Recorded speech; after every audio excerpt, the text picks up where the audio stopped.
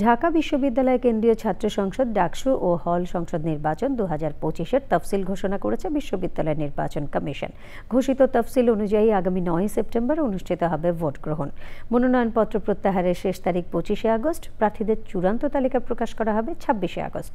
মইনুল হাসান জানাচ্ছেন। ঢাকা বিশ্ববিদ্যালয়ের নবাব আলী চৌধুরী সিনেট ভবনে ডাকসু নির্বাচনের তফসিল ঘোষণা নিয়ে সংবাদ সম্মেলন। বক্তব্য রাখেন ডাকসু নির্বাচনের রিটার্নিং অফিসার অধ্যাপক ডক্টর মোহাম্মদ জসিমউদ্দিন। প্রার্থীদের চূড়ান্ত তালিকা প্রকাশ 26 আগস্ট 2025 মঙ্গলবার বিকেল 4টা। ভোট গ্রহণের তারিখ ও সময় 9 সেপ্টেম্বর 2025 মঙ্গলবার সকাল 8টা থেকে অপরাহ্ন 3টা পর্যন্ত।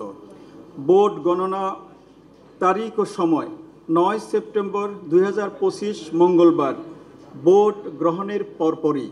সংবাদ সম্মেলনে আরও জানানো হয়, সকাল 8টা থেকে বিকেল 3টা পর্যন্ত ভোট গ্রহণ অনুষ্ঠিত হবে 6টি কেন্দ্রে। নিরাপত্তা নিয়ে কোনো আশঙ্কা নেই বলে জানান তিনি। কে কোন পার্টি করে, কার কি মার্কা, ডাকসুতে অন্তত সুযোগ নেই বুঝার। শুধুমাত্র বৈধ ছাত্র সে ভোট দিতে পারবে যার ভর্তি আছে এবং বৈধ যে মেয়াদকাল আছে।